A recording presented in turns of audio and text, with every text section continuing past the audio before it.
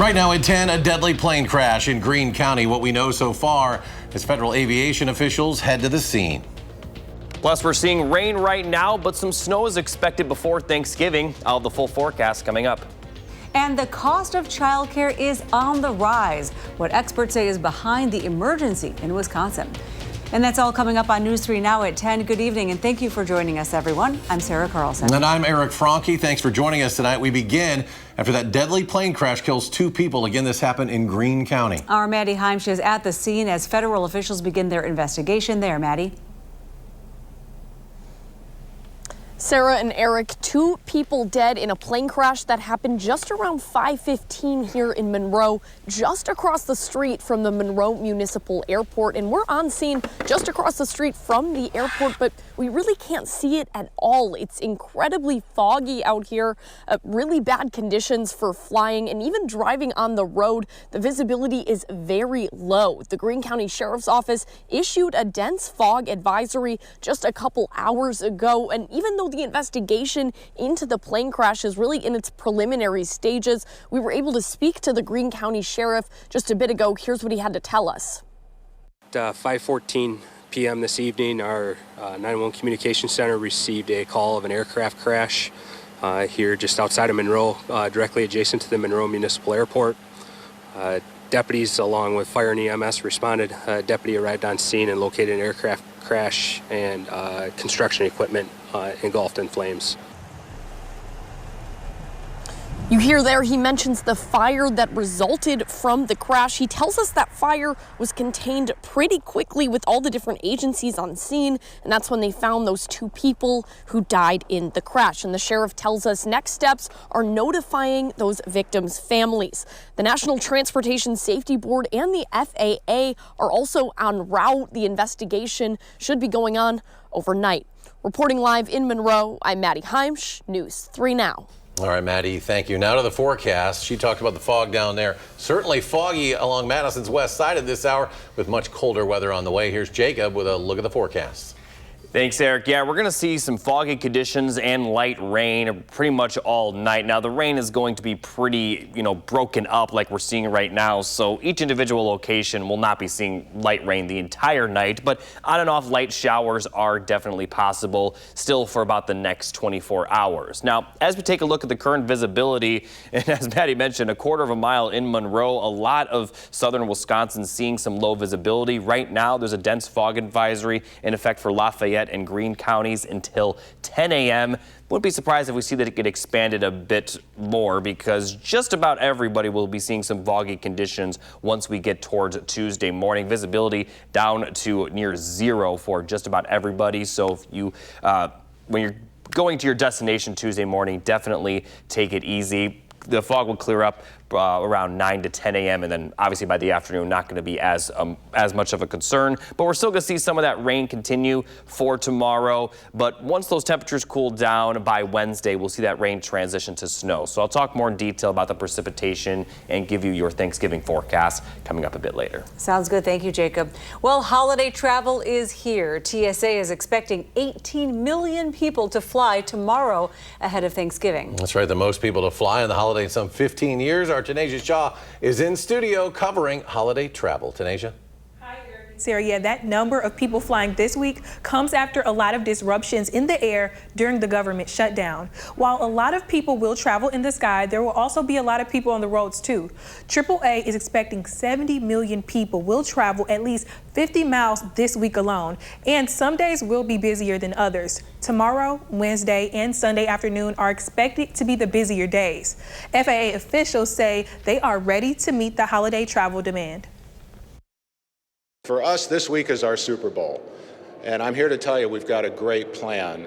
We're past the lapse, controllers are back at work, they're excited to be back on the job, they're excited to be compensated to be back on the job. If you are delayed or you're canceled, know that it comes from a place of your safety in mind. If it's weather, if it's mechanical, if it's air traffic control, staffing issues, those are the factors that are considered. And if you are flying, it's important to know your itinerary. If you can, try to fly directly. And if you can't, then you should know your airport connections in case there are any delays or interruptions. All right, Tanasia, Wisconsin, we understand, in addition to that huge national number, we might break a record here in Wisconsin, too, right, for travel? Yes, we could. According to AAA, 1.65 million Wisconsinites will travel at least 50 miles from home, and that's a 2% increase from last year, possibly setting a new record of travel here in Wisconsin. Lots of people on the go. Yes. All right. Thank you so much, Tanasia. In other news now, police say the 24-hour escape of one of the attackers in the so-called Slender Man stabbings from back in 2014 has ended. Morgan Geyser was caught in Posen, Illinois, about 30 minutes south of Chicago late last night. She removed her Department of Corrections monitoring bracelet and left her group home on Madison's southwest side. Now, Waukesha County officials are pushing for the state health department to revoke her conditional release. It's extremely concerning that you would so blatantly violate a very, very simple condition, which is to stay in a placement and keep a bracelet on. And that we have no idea what was going on is extremely concerning to the state, because immediately my thoughts went to the victim and keeping the community safe. Now, Geyser was originally sentenced to 40 years in a mental health institution. One law expert at UW-Madison says even though she violated conditions, the bigger question now is how or if she will be integrated back into society. And bond has been set for two brothers accused of homicides in Madison that date back to 2016 and 2017. Justin Charlo is charged with one count of first-degree intentional homicide as party to a crime, and that's in connection to a fatal shooting on July 25th, 2017. Cash bond for him was set at $850,000.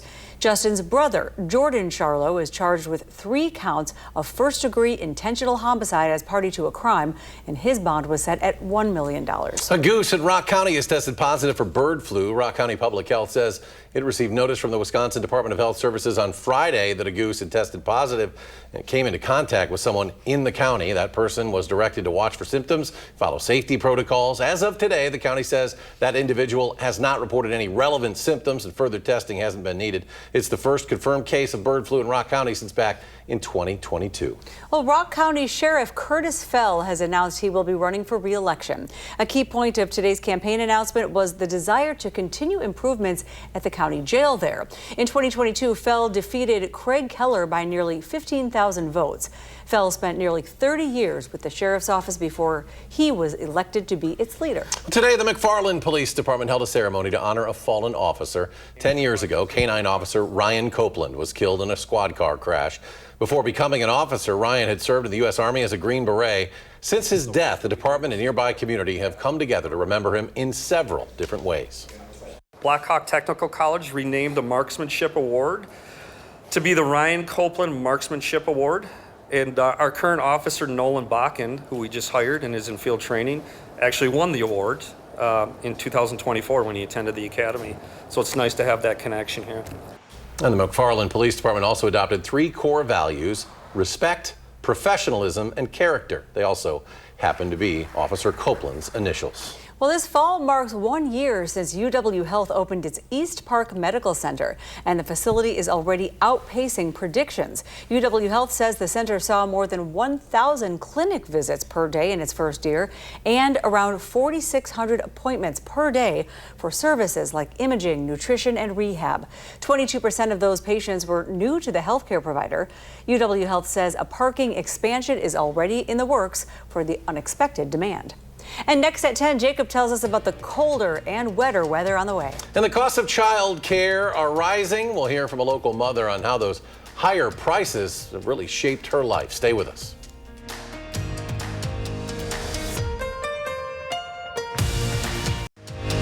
You're watching News 3 Now at 10. Welcome back. Child care costs in Wisconsin are rising faster than many families can keep up with. Escalating costs, limited access, and a workforce stretched thin are all contributing factors. Tonight in this special report, Kyrie Lee shares one mother's story about how rising prices shaped her life and what advocates say is at the heart of the issue.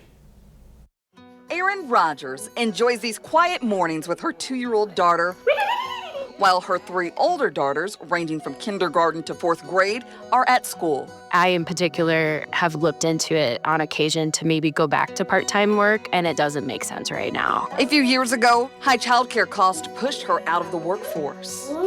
With limited availability and high cost, many parents and families are forced to make hard choices. When we had 2 in part-time childcare, I really liked it for them. It was really great that they could have a little bit of interaction with other kids and other people, adults in their life. But the cost started piling up. Budgeting became more of a priority because the margins were a lot thinner. Erin and her husband had to pivot, and she became a stay-at-home mom. And that is something I don't take for granted. Look at this one. I know that's not the reality for a lot of people, especially in Dane County where the cost of living is higher. And I also believe that daycare workers should be given a living wage. Data shows most children under 5 in Wisconsin are enrolled in licensed group or center-based child care programs. According to Madison-based nonprofit Community Coordinated Child Care Inc.'s 2024 market rate survey, for full-time infant care in Madison, families pay a median of $450 per week compared with $419 per week outside the city. Across all of Dane County, infant care rates range from $165 to $597 per week, depending on the facility. This means the median annual cost for just one infant in the city of Madison is $23,400. That's more than double the in-state tuition at UW-Madison. For toddlers, weekly costs across Dane County range from $150 to $563. In comparison, in Rock County, the median weekly rate is $277 for infant care. Toddler care ranges from $175 to $380. And in Sauk County, the median weekly rate is $250 for infant care, with rates ranging from $180 to $300 for toddlers. Families, I believe, need to be supported, especially low-income working families, so that they can afford quality child care and not just, go to the cheapest place or have the friend and family. And then I think that the centers need to be supported. Dahi Wolf, a senior policy analyst at Kids Forward, says Wisconsin is experiencing a child care emergency following the expiration of crucial state funding. That expired on June 30th, and we were hoping that the Joint Finance Committee would see the wisdom in supporting it to continue. They did not. The governor requested $440 million for child care support in the state budget, but the legislature approved $330 million. This includes $110 million in direct payments to child care providers that runs through next June. Without adequate funding, Wolf says providers face a staffing crisis. People can go down the street and work at Quick Trip for more money than they're going to get paid at a child care. Despite some shortfalls, the state has invested more than $220 million to help families and strengthen access to quality care. Funding will increase Wisconsin Shares reimbursement rates, helping lower out-of-pocket costs for working parents. The new Get Kids Ready program will support 4-year-olds and prepare them for the classroom. There's also funding for a pilot program aimed at expanding access for infants and toddlers, while additional funding will support provider capacity, child care resource, and referral agencies. We're kind of an island in the middle of the Midwest in terms of what we do to support families and children. I look at Minnesota, I look at Illinois, and I look at Michigan, my home state, and I am so jealous because they are doing amazing things. I mean, Michigan now has free child care for low-income families. The child care crisis is also affecting women's workforce participation. Wisconsin has historically ranked among the top 5 states for women's participation in the workforce, but that's changing. And those states that have higher women's participation do better in the economy. We need a public system, just like with healthcare and any of these other things, so that we can really put the needs of those families first. Looking ahead, Wolf hopes policy changes will come with upcoming elections. Without renewed funding, Wolf says more child care centers could close, leaving families with even fewer options and the state with fewer workers. You can't have workers worried about where to send their kids every day. You're just not going to get people coming to their jobs if they have to choose between their job and their family. Reporting in Dane County, Kyrian Lee, News 3 Now. And about 5% of child care providers in Dane County who responded to the survey plan to raise their rates between now and next month. Well, in the weather now, showers and much colder weather on the way. All right, big question though, Jacob, is how will this impact travel over this next busy travel period? Well, it's not just our area that's seeing the precipitation. A lot of the Midwest seeing that rainfall and some snow that's expected. And so travel this week is not going to be smooth sailing for everyone for sure. And there may be another system once we get towards next weekend for those of you that may be traveling back to Wisconsin. But looking at the three things you need to know, light rain is going to continue through tomorrow. Then we're going to see some light snow on Wednesday with much colder temperatures once we get to Thanksgiving. Now, looking at the current radar, just a few light showers, nothing too impactful right now. And as far as the rainfall goes, we're not going to see a whole lot of it, but the chance of rain is going to continue through tonight and tomorrow. Just a few on and off showers, a little bit more consistent rain Tuesday morning for southeast Wisconsin. And then once we get towards the evening tomorrow, a little bit after sunset, we'll see that cold front move through, bring in more showers, maybe even an isolated thunderstorm or two along the cold front. And then once this passes, the winds are going to shift out of the west-northwest and really cool the temperatures down. And as we take a look at Tuesday night into Wednesday, that's when the snow is going to move in. And we are expecting the chance for snow for just about everybody, especially for areas north of Madison. That's where the best chance of accumulation will be. And this is going to continue for Wednesday morning and into Wednesday afternoon, especially for areas east of Madison for Wednesday afternoon. And then once we get towards Wednesday night, a lot of that snow will clear out of the area with mostly dry weather for Thanksgiving. And as far as accumulation goes, not really going to see a whole lot of it with this system. Only about a half inch for a lot of the area, maybe close to an inch, maybe 1 to 2 inches for places further to the north and west. Now, as I mentioned, temperatures are going to cool down quite a bit, and it's going to start when those winds pick up. So for Tuesday evening, this is when the cold front moves through, gusts up around 20 to 25 miles per hour. And then Wednesday morning, they're really going to pick up. Gusts could be up around 40 to 45 miles per hour. And that's going to be the case all day. So Wednesday is going to be very, very windy on top of that snowfall that's going to fall. Now, the snow is not going to be too heavy, so it's not going to create, blizzard-like conditions, but it is going to be very windy with falling snow. Still breezy for Thanksgiving, but not quite as windy, but it's going to be even colder for Thanksgiving compared to Wednesday. So looking at the wind chills, they're really going to drop for Wednesday morning. They're going to drop into the teens, and they're going to stay in the teens all day. And then for Thanksgiving morning, we're talking about wind chills starting in the single digits. So if we're looking at Thanksgiving Black Friday, the good news is that we are not expecting any precipitation those days, but it will be very cold. And I do expect any snow-covered roads that may be there for Wednesday will be gone Thursday, but it's still going to be cold, so there likely will still be some snow on the ground for those areas that could pick up some accumulation. And as I mentioned, there's that other system over the weekend that could bring in more snow across our area. And I say more snow because the chance of snow for that system, at least the chance for accumulating snow right now, looks to be a lot greater than what we're going to see on Wednesday with just a few light snow showers. So we'll continue updating the forecast on that. Likely going to start sometime Friday night or Saturday. That storm could be more impactful. All right, lots of travel going on, Jacob. Keeping an eye on things for us. Thank you. And Nash is here as we take a look at sports. Yeah, Eric, coming up in sports, Mimi Collier making big moves along with another one of her teammates. That and more next on News 3 Now.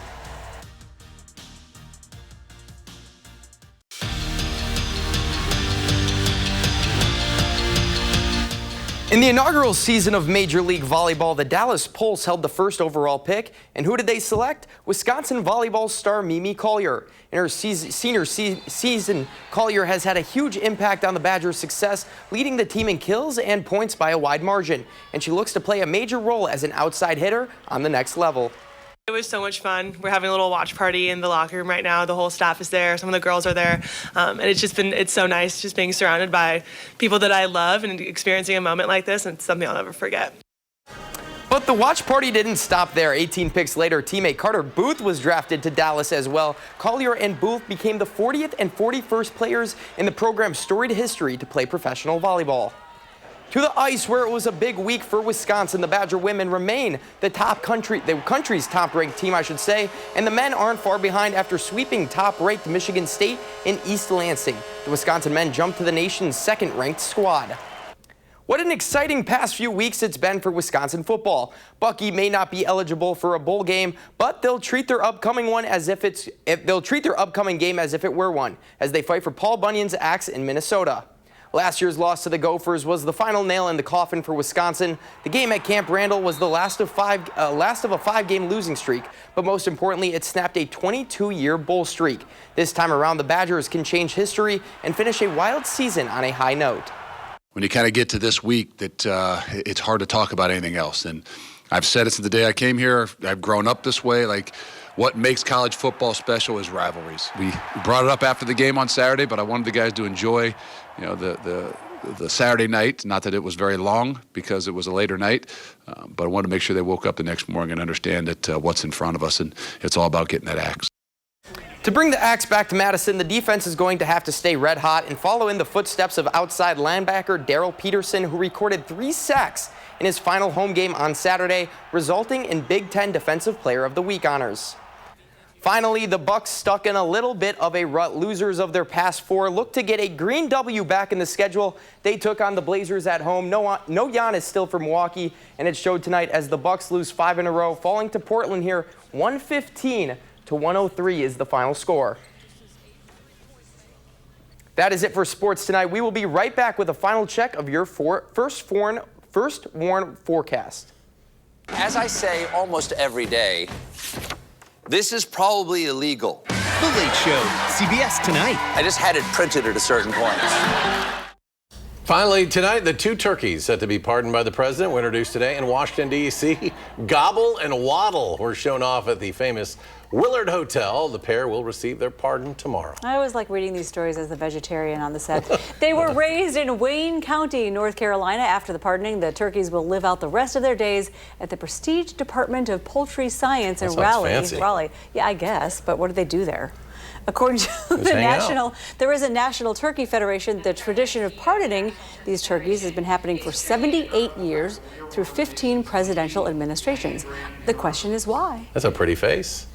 The prestige poultry, whatever it was. Sounds fancy. Good place to live out your life. And a cold Thanksgiving. Yeah, at least across Wisconsin. It's we're going to see temperatures a lot colder than what we're seeing right now. Highs near 30. It actually might get even colder for the middle of next week. We're expecting some light rain through tomorrow, then some snow on Wednesday. Overall, the system right now in this week not going to produce a ton of precipitation, but next weekend's system may produce some accumulation, at least for some parts of the Midwest. The track of it is still very unclear, but it will likely produce some travel impacts for those that get impacted by it the most severe. So we'll continue updating the forecasts on that weekend storm as things change. All right, things will be coming. All right, thanks for watching News 3 Now at 10. Late Show's next. There's Stephen Colbert in our next newscast tomorrow at 4:30 in the morning. You can always find us streaming 24/7 at Channel 3000+. Have a good night.